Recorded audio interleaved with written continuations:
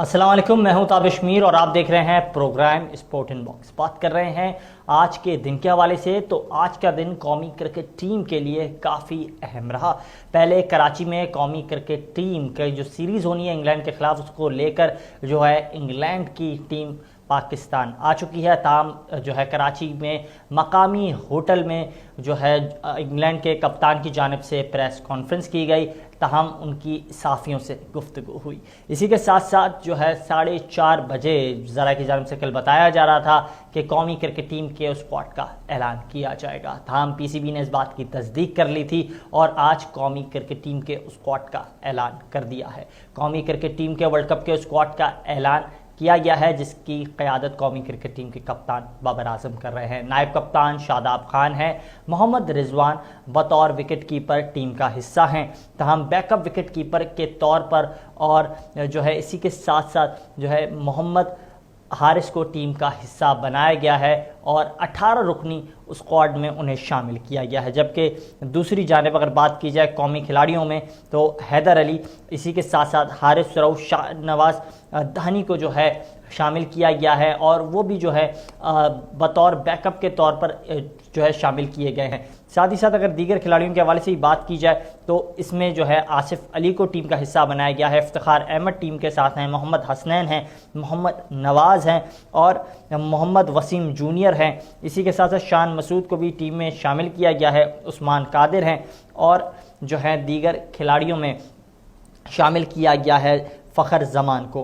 ताम अगर बात की जाए, पहले कराची में जो है आज का दिन काफ़ी मसरूफ़ रहा। ताम इसके फ़ौरन हमने देखा कि लाहौर में मीडिया से प्रेस कॉन्फ्रेंस करते हुए कौमी क्रिकेट टीम के चीफ सेलेक्टर मोहम्मद वसीम ने जो है काफ़ी उनसे सवालात किए गए साफ़ियों की जानिब से, तो उन्होंने उनके गाए बगाए जवाब भी दिए। ताम एक सवाल ये भी किया गया कि जो फेलियर रही मिडल ऑर्डर की, उसको लेकर एक बार फिर से वही नाम, वही जो है खिलाड़ी टीम का हिस्सा बने हैं, वो सवाल भी किया गया। साथ ही साथ शोएब मलिक को लेकर सवाल किया गया कि उन्हें टीम का हिस्सा क्यों नहीं बनाया जा रहा है, जिसका उन्होंने जवाब दिया कि उन्हें हिस्सा इसलिए नहीं बनाया जा रहा है क्योंकि हम देख रहे हैं काफ़ी अरसे से जो है शोएब मलिक जो है वो टीम के साथ 1 साल से नहीं है और उन खिलाड़ियों को मौका दिया जा रहा है जो टीम के साथ हैं। सवालिया ये भी उठता है कि जो खिलाड़ियों के हवाले से बात करें कि 1 साल से जो खिलाड़ी टीम के साथ थे, तो हैदर अली भी 1 साल से टीम के साथ नहीं थे। यहाँ तक कि आसिफ अली हों या फिर खुशदिल शाह हों, तो वो भी टीम में उस तरह साथ नहीं थे। ताम अगर दूसरी जानिब बात की जाए, पाकिस्तान वर्सेस अफगानिस्तान और Pakistan versus Sri Lanka Asia cup में जो मुकाबले हुए, उसमें कौमी क्रिकेट टीम की मिडिल ऑर्डर जिस तरह नाकाम हुई, उससे मुताल्लिक भी सवाल किया गया, लेकिन उन्होंने उस अंदाज से जो है इसका जवाब नहीं दिया। इसी हवाले से हमें ज्वाइन किया है जो है पाकिस्तान क्रिकेट की जो तारीख है उसमें एक बड़ा अहम किरदार है और फॉर्मर चीफ सेलेक्टर हैं, साबिक टेस्ट क्रिकेटर हैं। सर बहुत शुक्रिया, हारून रशीद साहब ने हमें ज्वाइन किया है। सर इसी हवाले से बात कर रहे थे, जिस तरह से आज कौमी क्रिकेट टीम के स्क्वाड का ऐलान किया गया, जिस तरह से हमने देखा कि वही ज़्यादातर खिलाड़ियों को टीम का हिस्सा बनाया गया। इफ्तिखार अहमद टीम के साथ हैं, बात की जाए अगर आसिफ अली की, वो टीम के साथ हैं, खुशदिल शाह टीम के साथ हैं। मिडिल ऑर्डर के मसाइल क्या इन खिलाड़ियों के साथ रहकर ही हल किए जाएंगे, दीगर खिलाड़ियों पर गौर नहीं किया जाएगा? व्यू से तो कोई आपसे बात नहीं कर सकता, क्योंकि जो इस वक्त थिंक टैंक है जिसमें चीफ सेलेक्टर्स हैं, टीम मैनेजमेंट है, बेसिकली तो ये रोल उनका ही है, उन्होंने ये सारा देखना होता है। लेकिन अगर वैसे मैं आपको अगर बता दूं कि पाकिस्तान की डोमेस्टिक सर्किट में इस वक्त तो मिडल ऑर्डर बैट्समैन है ही नहीं। आप मुझे एक नाम बता दें कि जो इस वक्त पाकिस्तान की डोमेस्टिक क्रिकेट मिडल ऑर्डर में बड़े अच्छी अंदाज में रन कर रहा हो। आपके पास यही वो लड़के हैं जो पिछले 6 साल से आप इनको ड्रॉप करते हो, ये वापस डोमेस्टिक क्रिकेट में आते हैं, परफॉर्म करते हैं, तो वो फिर वापस पाकिस्तान की टीम में आ जाते हैं, क्योंकि दूसरे जो कंपेटिटर्स हैं इनके वो परफॉर्म ही नहीं कर रहे। इनको कोई चैलेंज करेगा तो वो आएंगे ना। अभी शान मसूद के ऊपर इतनी बात हो रही थी, तो शान मसूद को उन्होंने ले लिया स्क्वाड में। अब और कोई ऐसा प्लेयर पीछे है ही नहीं जो इनको चैलेंज कर रहा हो, आसिफ को या इफ्तिखार को या खुशदिल को। कोई एक प्लेयर का नाम मुझे बता दें। जब नाम नहीं है तो वो क्या करेंगे? उन्हीं लोगों को लेके जाएंगे ना जिनके ऊपर उन्होंने दारोमदार किया हुआ है। तो आई थिंक ये जो आपने जो तनकीद ऑब्वियसली हमें करनी चाहिए, डेफिनेटली उनकी परफॉर्मेंस अच्छी नहीं है, लेकिन क्या हमारे पास रिप्लेसमेंट्स अवेलेबल हैं? वो नहीं है। तो इसलिए अब वो उन्हीं को कंटिन्यू कर रहे हैं। बिल्कुल, आपने ठीक निशानदेही की हारून रशीद साहब। आपका एक वाज़ेह तजर्बा है, आप जो हैं चीफ सेलेक्टर भी रहे हैं, तो इसी हवाले से हमारी रहनुमाई कीजिएगा क्योंकि आप काफ़ी सीनियर हैं। तो सर बताइएगा, क्योंकि हम देख रहे हैं जिस तरह आपने बात की डोमेस्टिक सर्कल में ऐसे कोई नाम हैं, हम देख रहे हैं कामरान गुलाम की परफॉर्मेंस है डोमेस्टिक सर्कल में। बात की जाए शोएब मकसूद को हमने काफ़ी अरसे के बाद जो है देखा है इन टच कश्मीर प्रीमियर लीग में। अगर बात की जाए हारिस सोहेल के हवाले से तो वो भी इन टच नज़र आ रहे थे। उमर अमीन है, इस तरह के कई और नाम हैं, उन पर गौर किया नहीं जा रहा है कि कोई और वजह है। देखिए अभी आपने जो ये 2-3 नाम लिए, आप देखें उमर अमीन को कितना मौका दिया पाकिस्तान ने। इससे पहले उमर अमीन बाकायदा पाकिस्तान की टीम का हिस्सा रहे हैं। उन्होंने वहां जाके इंटरनेशनल लेवल के ऊपर शो नहीं किया। देखिए दो चीजें हैं, फास्ट प्लेयर्स ऐसे होते हैं जो आपकी डोमेस्टिक में परफॉर्म करते हुए नजर आते हैं, जैसे ही आप उनको मौका देते हैं इंटरनेशनल लेवल के ऊपर वहाँ फेल हो जाते हैं। वहां उनका टेम्परामेंट नहीं बनता कि वो हायर लेवल पे जाके प्लेयर करें। मैं आपको माजी में इसकी मिसालें दे सकता हूँ। अब वो मेरा बड़ा अच्छा करीबी दोस्त है, शफीक पापा की आपको मिसाल देता हूँ। शफीक पापा डोमेस्टिक क्रिकेट में हर साल रन करते थे, जब उनको पाकिस्तान की टीम में लेके जाते थे वो फेल हो जाते थे। इसी तरह अफजल मसूद एक लड़का हुआ करता था, वो PIA से खेला करता था, वो आउटस्टैंडिंग परफॉर्मेंस देता था डोमेस्टिक क्रिकेट में। जहां उसको लेके जाते थे पाकिस्तान की टीम के ऊपर या A लेवल के ऊपर, वहाँ फेल हो जाते थे। तो आई थिंक ये एक बड़ा इश्यू है कि हमारी डोमेस्टिक क्रिकेट में और इंटरनेशनल क्रिकेट में बहुत बड़ा गैप है। इस जंप को जो है ना वो हमारा डोमेस्टिक क्रिकेटर नहीं अबूर कर सकता एक ही हल्ले में। तो इसलिए वो बार बार कभी डोमेस्टिक क्रिकेट में खेलेगा, कभी वो इंटरनेशनल क्रिकेट में खेलेगा। अगर वो इंटरनेशनल क्रिकेट में परफॉर्म कर गया तो वहाँ रह जाएगा, वरना वहां से वापस नीचे आ जाएगा। अच्छा सर, इस हवाले से रहनुमाई कीजिएगा क्योंकि हम मुसलसल देख रहे हैं एक वक्त था कौमी क्रिकेट टीम के पास ऐसे बैटर्स मौजूद थे कि अगर ओपनर्स जो हैं जल्दी आउट हो जाते थे तो वो जिम्मेदारियां संभालते थे। लेकिन अब हम देख रहे हैं कि उस अंदाज के खिलाड़ी टीम का हिस्सा नहीं हैं। जैसे ही हम देखते हैं Babar Azam out of form होते हैं या फिर Mohammad Rizwan out of form होते हैं, तो दीगर खिलाड़ी जो हैं वो उस तसलसल से बैटिंग नहीं कर पाते हैं। तो इसमें क्या वजह है? क्या हमारी कोचेज जो हैं उनकी गलतियां हैं ये खामियां दूर करने में, या फिर हमें उस तरह के उस अंदाज के खिलाड़ी ही नहीं मिल पा रहे हैं हमारे डोमेस्टिक सर्कल में? देखिए इस मामले में तो मैं डेफिनेटली कहूंगा पिछले 10-15 सालों से आपके बाकायदा जो कोचेज हैं उनकी जिम्मेदारियां दी गई हुई हैं वेरियस, जब पहले रीजन थे अभी एसोसिएशन बन गई हैं, और ये कितने अर्से से इन्हीं प्लेयर के साथ काम कर रहे हैं। अगर इन्होंने कोई ऐसा प्लेयर जो है वो बना के ऊपर नहीं दिया तो सवालिया निशान तो उठता है ना कि आप इतना ह्यूज इन्वेस्टमेंट, इतनी ह्यूज कॉस्ट के साथ इन तमाम कोचेज को आपने रखा हुआ है। अगर वो पिछले 10 से 12-15 सालों में आपको अच्छे क्रिकेटर्स बॉलर्स तो आपको मिल रहे हैं, वो नेचुरल टैलेंट होता है, वो सामने आ जाते हैं। बैटिंग में स्किल की जरूरत होती है, तो बैट्समैन आपको नहीं मिल रहे, इसका मतलब है कहीं ना कहीं तो फॉल्ट है ना। ये कोचेज जो है वो क्यों काम नहीं करते। दूसरी तरफ जब मैं ये देखता हूँ कि पाकिस्तान की टीम में जब ये प्लेयर जाते हैं सिलेक्ट होके तो इनको कंसिस्टेंसी चांस नहीं दिया जाता। आप देखें इस वक्त हैदर अली टीम में है, कभी उनको खिला देते हैं कभी नहीं खिलाते। हसन अली कभी टीम में होते हैं कभी नहीं होते। इसी तरह आसिफ अली टीम में होते हैं कभी नहीं होते। तो जब तक आप इनको मुसलसल चांसेस नहीं दोगे, 4 से 5 इनिंग, 6 से 8 इनिंग अच्छे नंबरों पे, आप 2 से 3 ओवर के लिए किसी को खिला देते हो और फिर कहते हो कि हम इसको परमानेंट हिस्सा बना दें क्योंकि एक मैच में कोई छक्के मार के आपको मैच जिता देता है। लेकिन स्किल्स से शुरू होती है जब उसको 18 ओवर मिलेंगे बैटिंग करने के, तब पता लगे ना कि आर्ट ऑफ बैटिंग क्या है। बिल्कुल बिल्कुल, ये आपने हारून साहब बड़ा अहम नुक्ता उठाया कि जो है भरपूर मौका नहीं दिया जा रहा है, ये भी जो है खामी है। लेकिन सर अब सवाल यहाँ सामने आता है क्योंकि शान को टीम का हिस्सा बनाया गया, पहले उन्हें कहा गया, हिदायत दी गई चीफ सेलेक्टर साहब की जानिब से कि वो लोअर मिडिल ऑर्डर पर आए या फिर मिडिल ऑर्डर में आए, अपनी बैटिंग को वहाँ जो है परफॉर्म करके दिखाएं तो हम सोचेंगे। फिर उन्होंने जो है नेशनल T20 कप में काफ़ी शानदार परफॉर्मेंस का मुजाहरा किया मिडिल ऑर्डर में, और इसके बाद उन्हें टीम का हिस्सा बनाया गया। क्या उन्हें भरपूर मौका देना चाहिए? क्या समझते हैं, क्या दिया जाएगा? ये भी एक अहम सवाल है। देखिए अभी ये भी शान मसूद की भी जो आप बात कर रहे हैं ना, शान मसूद को भी इंटरनेशनल लेवल के ऊपर तो मौका मिला था ना। जी बिल्कुल, इंटरनेशनल लेवल पे भी वो फेल हुए थे, वो वापस नीचे आए, उन्होंने भरपूर अंदाज में परफॉर्म किया है। अब ये दोबारा क्योंकि इन्होंने इतनी परफॉर्मेंसेस दे दी हैं यहाँ पर भी और काउंटी क्रिकेट में भी, तब तो इनका हक बनता है। अब मुझे प्रॉब्लम क्या हो रही है, प्रॉब्लम ये है कि वो उन्होंने as an opening batsman perform किया हुआ है। अब आप कह रहे हैं कि वो मिडिल ऑर्डर में बैटिंग कर ले। देखें वो मजबूरी, कोई भी जो ऐसा प्लेयर है जो पाकिस्तान की टीम का हिस्सा नहीं है, अगर उसको कहा जाएगा कि जी हमारे पास तो स्लॉट है 5 नंबर पे या 4 नंबर पे, आप ओपन करते हैं, लेकिन अगर आप 4 नंबर पे खेल सकते हैं तो आप आ जाएं, तो वो प्लेयर तो नो नहीं करेगा, प्लेयर तो जो है वो कहेगा मैं खेलूंगा। अब अगर वो खुदा ना खास्ता फेल हो गया, अभी आप ऑलरेडी फखर जमान का किस्सा देख लेना। जी Fakhar Zaman is an opening batsman, आप उसको नंबर 3 पे बैटिंग करा रहे हैं, जो उसको 6 ओवर का एडवांटेज है। ठीक है, उसकी टेक्निक फॉल्टी है, मैं मानता हूं कि उसको इतना अच्छा टेक्निकली करेक्ट बैट्समैन नहीं है, लेकिन फर्स्ट 6 ओवर में आपके सिर्फ 2 फील्डर्स बाहर होते हैं, तो वो उसका तो एडवांटेज ले सकता है ना। अब वहां पर इसी तरह बाबर आजम और रिजवान जो हैं वो 12 से 15 ओवर तक खेलते हैं, 6 से 7 रन के एवरेज पे ले जाते हैं टीम को और छोड़ के चले जाते हैं फिर आउट होके।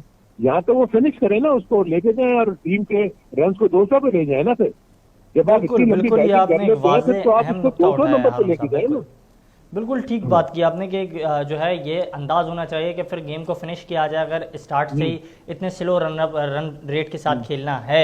लेकिन साथ ही साथ क्योंकि अब अहम सवाल यहाँ भी एक सामने आ रहा है कि एक जानिब जहाँ तजर्बेकार खिलाड़ियों की बात की जा रही है, तो बैकअप के तौर पर जो विकेट कीपर शामिल किया गया है मोहम्मद हारिस, और वो अगर उनकी बात की जाए तो उन्हें जब वनडे में खिलाया गया तो भी उन्हें मिडिल ऑर्डर में खिलाया गया और उन्हें उस तरह यूटिलाइज भी नहीं किया गया। अब T20 में उसे किस तरह यूटिलाइज किया जाएगा, ये भी एक अहम सवाल है। दूसरी जानिब सरफराज अहमद के हवाले से बात की जाए, नेशनल T20 कप में काफ़ी शानदार परफॉर्मेंस का मुजाहरा कर रहे थे वो, और जो हमारे मिडिल ऑर्डर का जो मसला चल रहा है उसको हल करने की भी सलाहियत तो रखते हैं, क्या समझते हैं आप? देखिए, एक तो इसमें 2 चीजें हैं। सबसे पहली बात तो यह है कि हारिस तो भी नया लड़का आया है।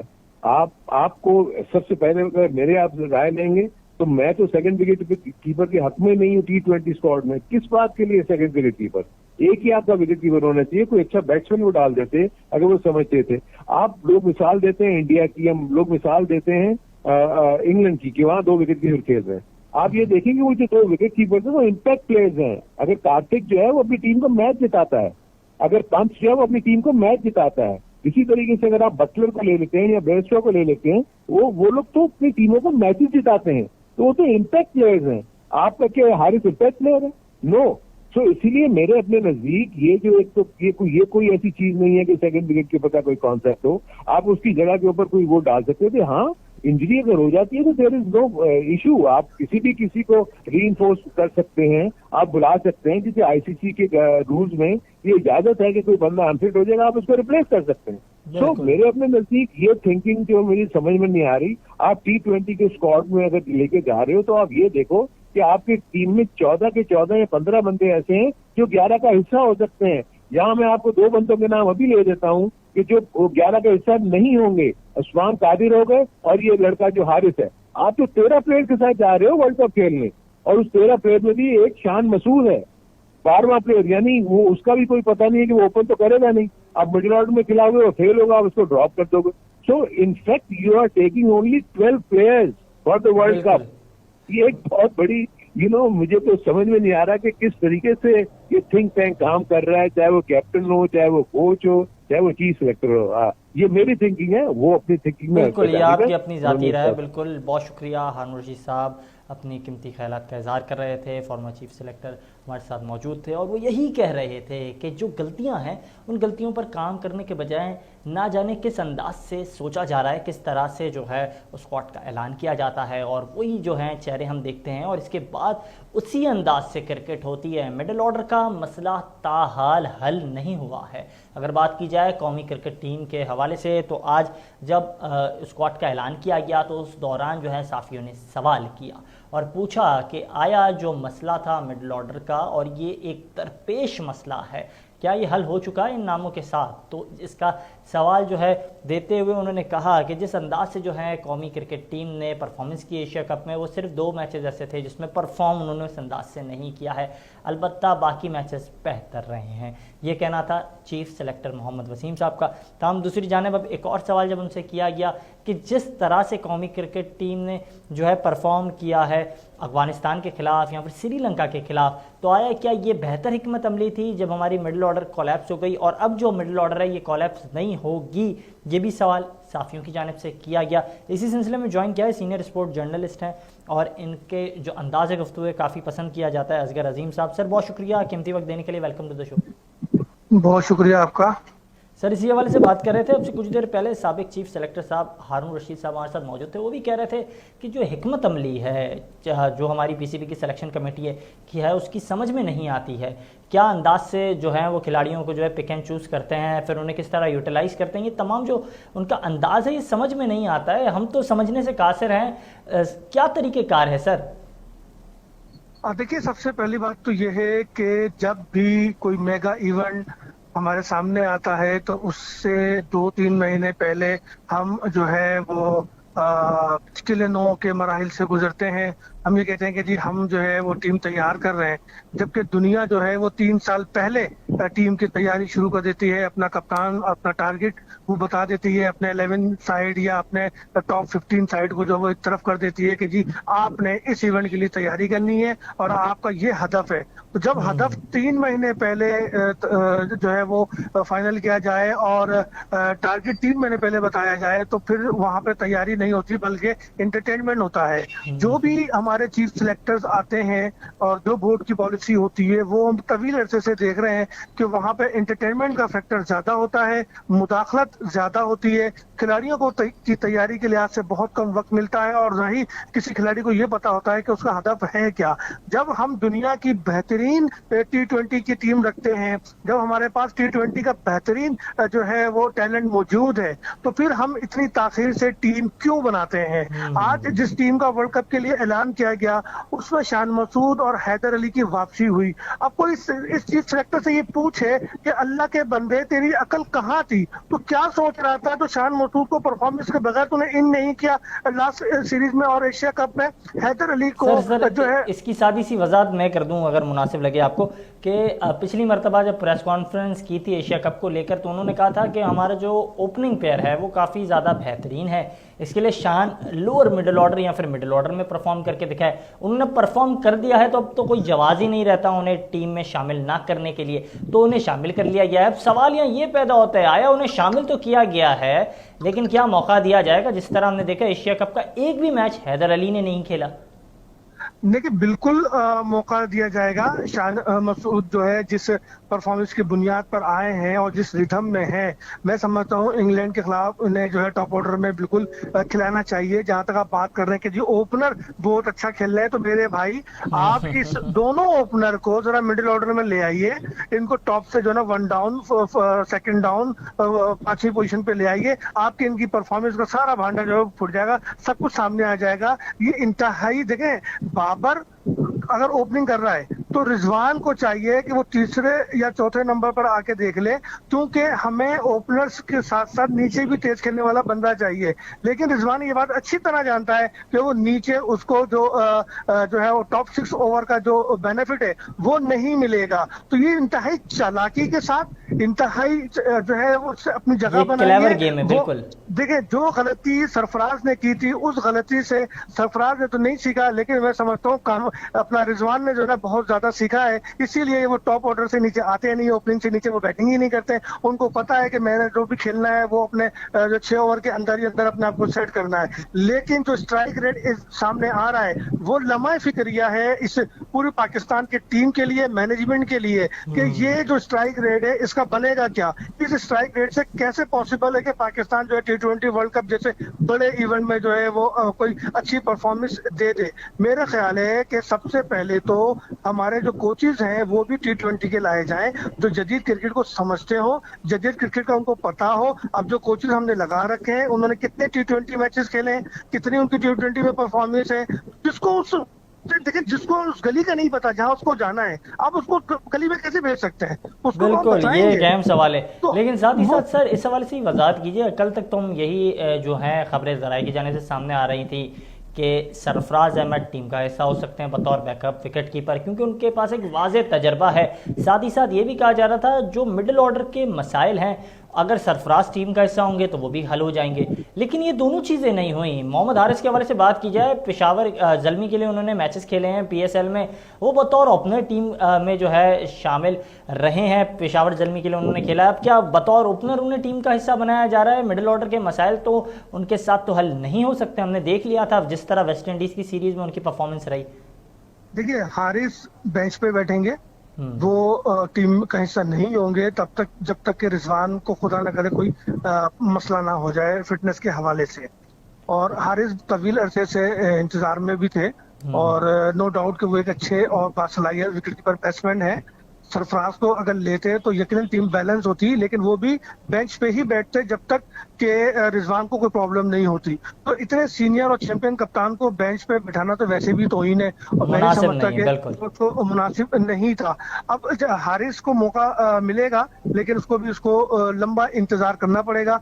वैसे मुस्तकबिल करीब में तो नहीं लगता मुझे कि हारिस को मौका मिले।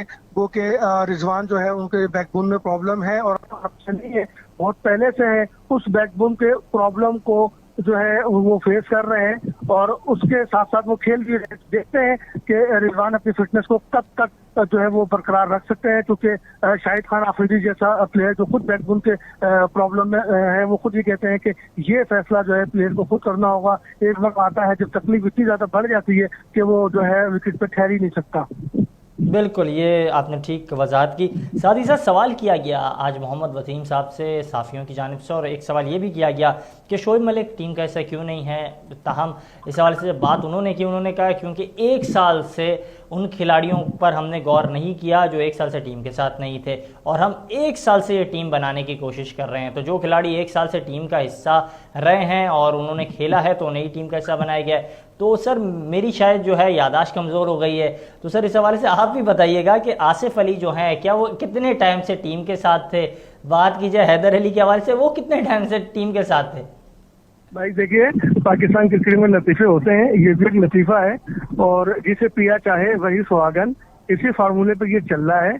दोस्तियां निभाई जाती हैं, दोस्तियां निभाई जा रही हैं। मैं छोटी सी मिसाल देता हूँ कि हारिस जो है, हारिस नवाज ये और शादाब, ये तकरीबन एक साथ ही आगे पीछे इनका इंटरनेशनल डेब्यू हुआ, लेकिन क्योंकि हारिस की दोस्तियां उसकी शादाब की जो है दोस्तियां ज्यादा थी, और सरफराज ने भी उसको सर चढ़ाया, तो जिसकी वजह से वो अपनी जगह बना गया। अब जब हारिस ने परफॉर्म किया चौथे नंबर पे जाके, तो फिर इनके पैर लरस गए, और इन्होंने किसी भी तरीके से ये प्लान बनाया कि भाई दोस्तियां निभाओ, हारिस को नीचे लेकर जाओ। ऐसा नहीं हारिस दूसरे मैच में भी कोई स्कोर कर दे जिससे मसाइल पैदा हो जाए, तो जिसकी वजह से दोस्ती निभाने के लिए इफ्तिखार को आजमाया गया। और आपने देखा कि 32 गेंदों पे 30 रन बनाकर इफ्तिखार ने जो अपना स्ट्राइक रेट कहाँ पहुंचाया, और टीम को वो उसका रिजल्ट क्या आया। 100.10 का स्ट्राइक रेट था उनका। बिल्कुल, उसके ऊपर सीजन चल रहा है, जो भी कप्तान आता है, मैनेजमेंट आती है, वो अपनी दोस्ती की पूरी एक सीरीज लेके आती है। इस वक्त पीसीबी में जितने कोचेज लगे हुए हैं, अगर उनकी लिस्ट आप उठा लें तो सब के सब कहीं ना कहीं से नदीम खान के करीब रहे, तो इसलिए वो कोचेज लगे हुए हैं। बिल्कुल, ये आपने एक अहम सवाल उठाया कि नदीम खान साहब के करीब रहे हैं। बहुत शुक्रिया असगर अजीम साहब कीमती वक्त देने के लिए। साथ ही साथ जो है आज जॉस बटलर की जानिब से क्या कुछ कहा गया प्रेस कॉन्फ्रेंस के दौरान, उस पर भी बात करेंगे, लेकिन इस वक्त है एक शॉर्ट ब्रेक का।